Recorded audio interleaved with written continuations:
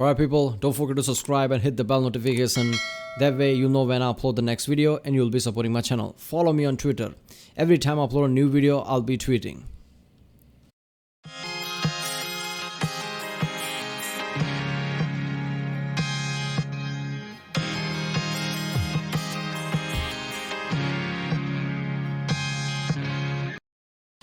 Horizon Chance, and this is Roasting Nature for 11 minutes straight. MNDI 97 compilation by the channel Casual Geographic. Yeah, I guess it's just, I like the title like this, right? Because usually he has title of one thing that he features in a video. Everything else is completely different, right? I mean, that's even fine too. I don't care about that either. But this is more like, proper title. Like, yeah, roasting nature as a whole. Why not? He's gonna roast, I guess, turtles here. Yeah. Let's watch this one. Remember, we'll flag my Rickson. Don't forget to like and subscribe so I know which type of videos to react to more, I guess. Check out the Rickson, there's a link in the description. Check out the cars, check out the end cars, and yeah, that's what it. Turtle facts, but they quickly get more and more disturbing. Triggering the Jurassic Park fans, the sounds of the velociraptors were actually sounds of turtles having sex. If you don't believe me, Google it. Speaking of which, I was not going to do this, but you said I couldn't ruin them, so. Here's what these shell jockeys are packing in an 11-inch hammer, and no, I am not going to apologize for this video, you basically asked for it. Turtles don't produce saliva, they need water to swallow food. If you give a turtle food with no bev, he'll proceed to choke to death right in front of you. There used to be a giant sea turtle that grew to 13 feet long and weighed up to 5,000 pounds. And since they have beaks, one bite could easily take your arm off and turn any conservative completely left. Speaking of mouth, here's a reminder this is what their mouth and throat looks like. Those papillae are designed to help hold slippery jellyfish in place while it tries not to swallow seawater. But it also looks like he deep-throated a thorn bush. Most turtles carry salmonella on their outer skin and shells, and it accidentally gets passed on to kids that put them near their mouths. Catching this means you can look forward to nausea, vomiting, diarrhea, fever, and the loss of the will to live. Sea turtles probably have the worst childhood of any animal. They never meet their parents and have to crawl to the ocean by themselves. In a class of 1,000, maybe one will live a meaningful life, the rest get the Disney side character treatment. Someone on Instagram dared me to ruin horses, and I wasn't going to do it because the horse community is a community I want zero, actually negative smoke with. But then he said, "You won't, on God." And because this young man decided to invoke the name of the Lord in my Instagram DMs on a Sunday afternoon, I am choosing verbal violence. Trigger warning in 3, 2, 1. Those are what the hooves of a baby horse look like, and if it makes you uncomfortable, you are not alone. Those horse feathers are eponychium, and it's a soft capsule that protects the mother's uterus and birth canal from the sharp hooves of her baby. There is no protecting your sanity though, because looking at this too long makes me want to take a shower. They wear off once the horse foal starts walking, but what doesn't wear off is the mental anguish of anyone seeing this for the first time. And while we're at it, I'm going to go ahead and trigger y'all again. If you're not hiding in the comments, you might want to do it now. That is a horse with a degloved hoof, and it's when an entire part of the hoof detaches, leaving it without a cap. This happens when the horse gets their hoof caught on something like a cattle guard. It's like tearing your toenail, but times 1,000. Horses can survive this, but it's one of the most severe injuries they can get. I didn't want to do this to y'all, but when you challenged me on Instagram, this is what happens. Someone on Instagram said I couldn't ruin frogs, so now I'm going to make it your. Alright, what is trypophobia, whatever he said? Look, here's what I'm thinking, right? You should not Google things about phobias, right? Because I think that phobias are suggestive, right? It's like if you don't know them, there's a high chance you won't develop them, right? I mean, it's not necessarily true. If you're probably going to develop them if you're going to develop them, but there's a chance you might not develop it if you don't watch it, right? Because if you watch it and read it, like Google it, right? Go through WebMD and whatever that is, every websites and what that is. The more you learn it, the more you see it, there's a chance you'll develop that phobia. So the point is, 90% of people who's going to develop phobia are going to develop that without even researching that. But the last 10% who wouldn't have otherwise, if you search them, you're going to get it.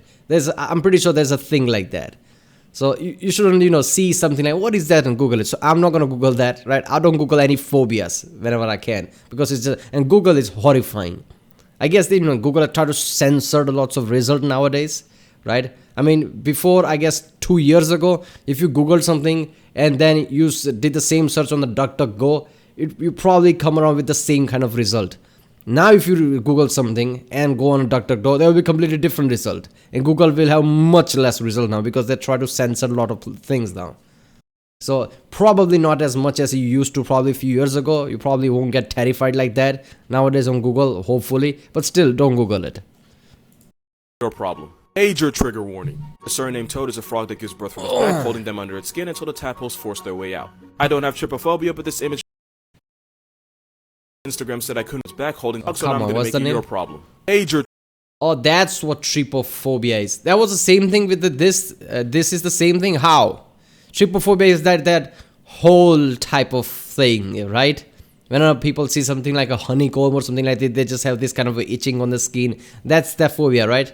I don't know, in their mind is they're probably thinking, oh, look at that. What if that happens to me? What if something comes out of my skin? And it just starts to think that, and it just becomes that kind of thing. I think that's what trypophobia is that it? I mean, I don't have that, but still creepy to look at that.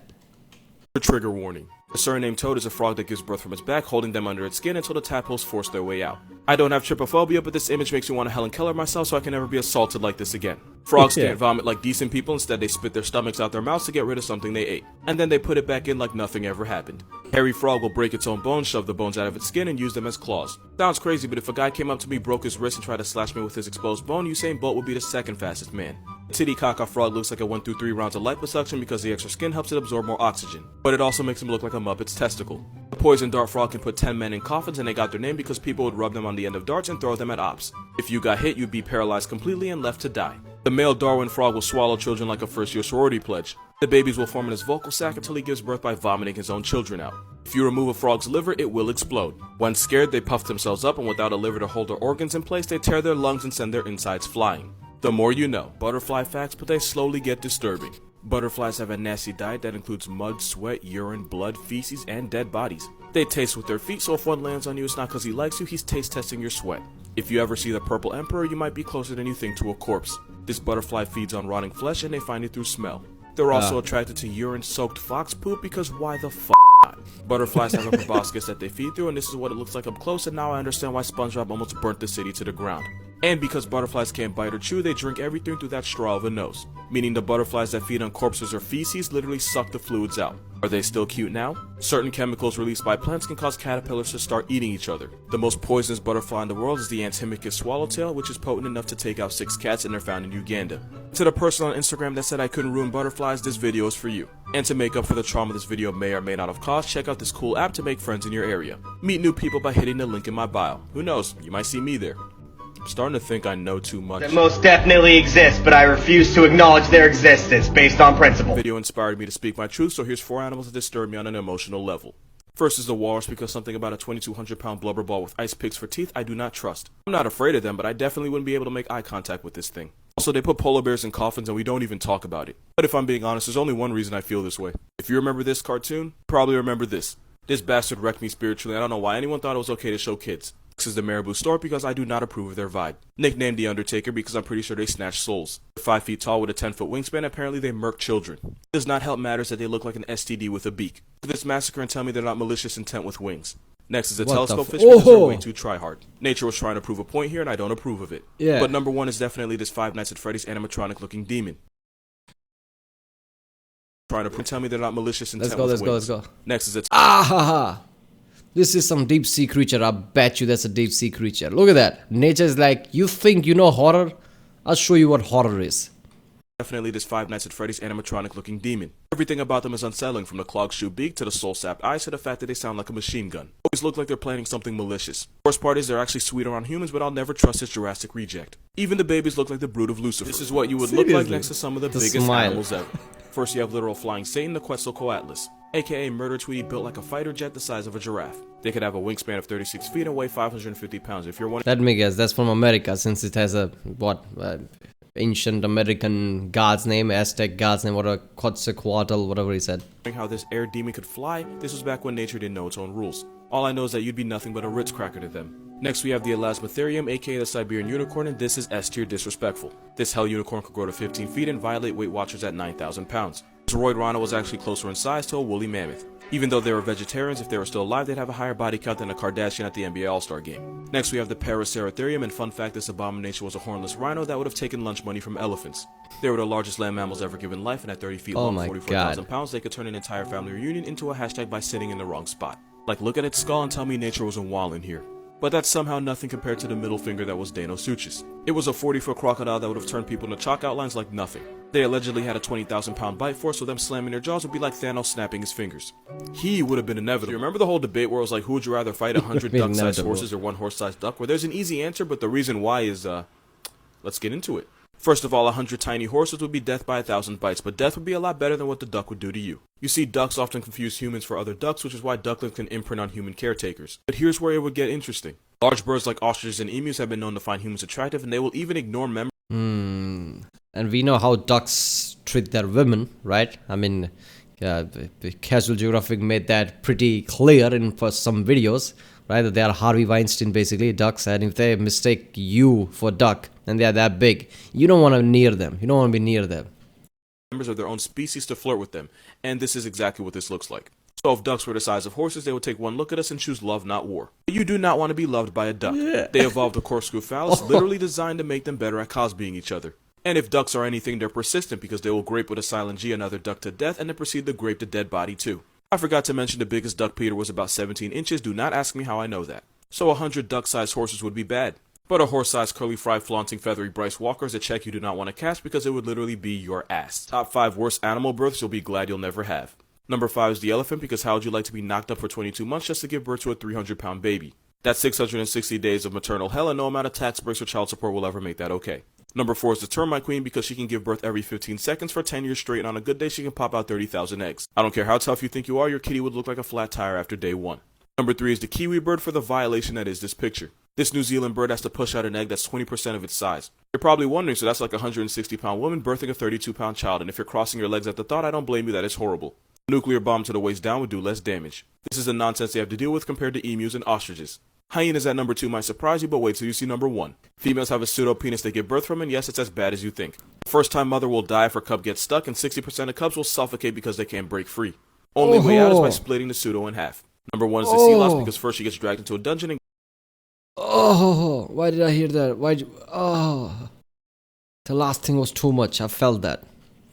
Damn, hyena. I mean, you look like, one of the hellish creature on the planet. If you see hyena, it's like, oh, that thing murders people on regular basis because it's a psychopath. That's how they look. But obviously, they care about their children a lot. But during the birth, they go through that hellish thing. They have to compete with lions. Their whole life is fucked up, man. Gets cosbyed by the male. Then her babies shoot through her and split her body in half. Basically gets reverse Casey Anthony for her troubles. We seem to get comments like this, so here are the top 4 reasons why Megalodon is 100% dead. Number 1, we've discovered 20% of the ocean, and the only place they can live without us knowing is the bottom of the ocean. Only problem is, as a warm water shark, not only would the cold put the Meg out of commission, there'd be no place for them to breed. One of the whole reasons they died is because when the ocean cooled, their range shrunk. Number 2, they'd never have enough. Alright, first of all, assuming that basically a shark that was in normal waters, swimming on normal waters could be in the, I guess deep ocean is kind of ridiculous, because the more deeper you go, the pressure increases ridiculously high, right? I mean, it's not linear. The more and more you go down, the more and more pressure increases. So this is implying that Megalodon might have pressure resistance that they can survive deep ocean. Is ridiculous. I mean, slowly it probably would have evolved there, but I highly doubt that, right? If there is something that like a Megalodon, it's not a Megalodon in deep sea. Food to survive. As a 60-foot, 40-ton shark, Megalodon would have needed a disrespectful amount of food, and not only did its regular victims get smaller and faster, great white sharks ran the table and left them nothing but a plate of disappointment. They starved to death then, and they starve to death now. Number 3, if by some force of nature a shark the length of a bowling lane was still around, either its dead body would wash ashore or its teeth would pop up at the animals it ate. The giant squid spends its entire life at the bottom of the ocean, and we still know they exist for this exact reason. Plus, playing Where's Waldo with a 60-foot nuclear submarine with teeth wouldn't last that long. If they were still alive, we would know. And number 4, they're just outdated. The Meg lived in a time where nature was on drugs and everything on Earth was on steroids because of higher oxygen content. But when nature switched up and animals got smaller, the Meg got left behind. They just needed too much food and it wouldn't be fast enough to get it, so like an episode of Family Guy, Meg would take an L. Animal myth that you believe because you were a stupid little kid like me. If you touch a baby bird, its mother will reject it. It's wrong because most birds have a limited sense of smell, so they wouldn't even know if a human touched their chick. You still shouldn't touch them though, because a mother will leave her chicks to die if she feels like a predator discovered their nest. If you cut an earthworm in half, you will not get 2 earthworms. The head of the worm will regenerate a new body. So all the basic, all the people that, oh, isn't that cute? Let me hold it. That probably is causing issues because mother's like, oh, that's it. We are discovered and just fucks off, I guess, leaving the chick behind. And then you being an asshole, oh, I played with it, now I don't care, and just throw it back. Not like you fucked its whole life up. Let's take it as a pet at least. Body if the cut is behind the clitellum, which is right there, but the tail end dies. So if you ever split worms as a kid, there's a good chance you murdered them for no reason. Spider warning. Psychopath. There was actually a time where the internet genuinely believed that people swallowed 8 spiders a year in their sleep. No, they don't. Because you might be scared of them, but spiders are terrified of you. The sound of your breathing and your heartbeat will create vibrations that will freak them out, so they'd go out of their way to avoid you. There was a woman that was... Dude, it's hard to find a single spider in my house. How the fuck am I going to, eat 8 spider a night. That's the kind of statistic you feel like somebody just, took all the stats of the world, just use, I guess, summarize them down, I guess, right? If there are this many spider, if this many cases of spider eating is then this many people in the world, let's just divide them. It's just like simple mathematics. That's not how things work. It's like saying, every chocolate bar had about 8 spider legs in it, or, cockroach leg or insect legs in it. Not necessarily, man. I mean, you chill the fuck out. It's like every time you eat a chocolate bar, there's an insect leg in it. No, that's like summarizing things down, I guess. That's not how things work. Sleep next to her python every night, and when it stopped eating, she took it to the vet and found out it was sizing her up to eat her. Not true, snakes don't measure out their victims before they eat it, they just swallow without a conscience. If snakes actually went through the trouble of measuring out their prey before they ate them, they'd starve to death because no animal's gonna sit there and let that happen. Also, you can't tell me they have great planning skills after this one died deep throating a porcupine. Animal myths that you believe because you were a dumb little kid, just like me. Cats don't always land on their feet, it depends on the height they fall, and it turns out the higher they fall, the less injuries they get. A study in New York showed that cats that fall from 7 to 32 stories suffered less injuries than cats that fell from 2 to 6 stories. More airtime means more time to make adjustments. But it makes you wonder how many cats got yeeted for science. Bats aren't blind, a lot would actually... Oh my god, but seriously, how much... Fall from 7 to 32 stories suffered less injuries than cats, less injuries they get. A study in New York showed that cats that fall from 7 to 32 stories suffered less... 7 stories. He said 7 stories, right? How does cats survive that big of a fall though? Cats are not light, even for their size. And I don't know, do they have some kind of a maneuver capability in the air so they slow down their fall or something? Cats are badass, I'm not gonna lie. I remember the Family Guy joke where I guess, Peter brings a cat home, right? And Peter just throws the cat, and every time cat lands on their feet, and Brian's like, oh, I can't do that. And Peter just drops him, and it just falls on his neck and makes this kind of weird thud noise. It's just fucking ridiculous. Less injuries than cats that fell from 2 to 6 stories. More airtime means more time to make adjustments. But it makes you wonder how many cats got yeeted for science. Bats aren't blind, a lot would actually rather use eyesight to fly. But they can fly blindfolded because echolocation gives them a good understanding of their surroundings. Bulls don't hate the color red, it's actually the movement of the cape that makes them turn up. A pissed off bull will charge at a black or white cape the exact same way because equality. But the reason they use a red cape is to hide the bloodstains from the bull so people watching don't realize how brutal and violent this sport actually is. Lions don't pretend to be hurt by the bites from their cubs to encourage them. Really? That's all the reason is? Just to hide blood? So red color has nothing to do with them. I thought they were more sensitive to red and saw red more brightly, like how we see green more brightly. Of all the colors we see green more, I guess, bright, more brighter than any other colors, right? That's why, if you see anything that is bright green color, that will just pop out to you compared to any other color like red, blue, whatever, right? So if you see a green color, it will be really bright to you, because we see greener more bright. So I thought that was the case with them. They saw red more brighter, but no, it's not it. Lions often yawn to show irritation, so this isn't a father building confidence, it's Mufasa about to backhand the lights out of Simba. Goldfish do not have bad memories, they can actually remember up to 5 months, and they can be taught to remember human faces. And they're accurate, one was able to pick out the right human face out of 44 possible options. I'll be teaching y'all for free, so if you learn something... What the fuck? So what's that thing about that they're like Memento or something, that movie? They have only 3-second memory. Where'd that come from then? This is some bullshit. This is some hard facts that we just know intuitively. It's completely wrong. New today, instead of tuition, I'll happily take an Instagram follow. 5 animals that only disappoint me the more I learn about them. The fact that one of the cutest animals in the world might be the closest to Satan. If you want a full video, let me know, but short story, their sociopath Seawheels was born from the flames of Lucifer with the spirit of Ted Bundy and a dash of Dan Schneider. I love pandas, but the more I learn about them, the more I realize they're functionally useless, and if they didn't have pretty privilege on their side, they would have gone extinct a long time ago. Seriously. Because they get a D- in every aspect of life. Marty was my favorite character in Madagascar, and then I found out how aggressive... Yeah, seriously, the pandas are the, Kung Fu Panda, basically. That movie is a lie, because they wouldn't learn Kung Fu even if animal could have learned Kung Fu, because they are so fucking... I feel like they don't even want to survive. I know what that is. I guess this is the point we are witnessing, where in evolution, nature, basically decides who dies and who not, because they can't survive in the environment. That's what panda is going through right now. Panda's supposed to be extinct now, and we are forcing them not to be extinct. They don't even want to have sex and, make more pandas right now. So, 99% of species are died out. Panda is reaching that stage now, and we are like, fuck that, we are not having that.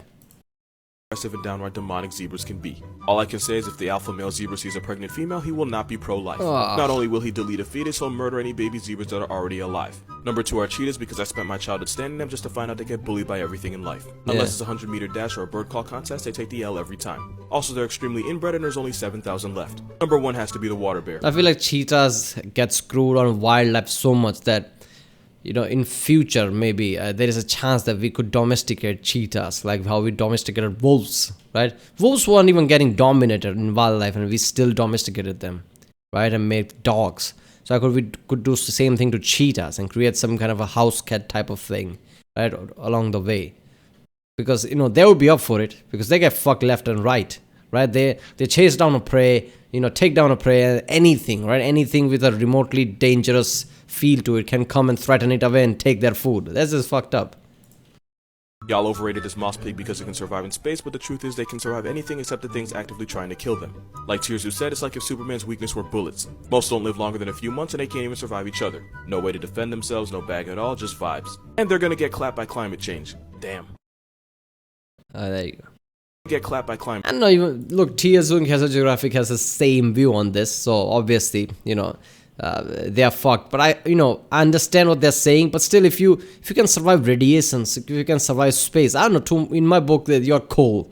I understand that they might not be perfect for the, I guess, let's just say the matter that they live in, right? Actual planet. But still, their special abilities, what they have, it might be useless where we are because we don't have radiation here, right? But still, that's something. I mean, if you take one of those things, if they're died out for a long time or gone to the hibernation, whatever they call it, it's like they're nearly dead. If you pour water on them, they'll come back to life again. I mean, that's sturdy as fuck. They can survive on space, radiation, and everything.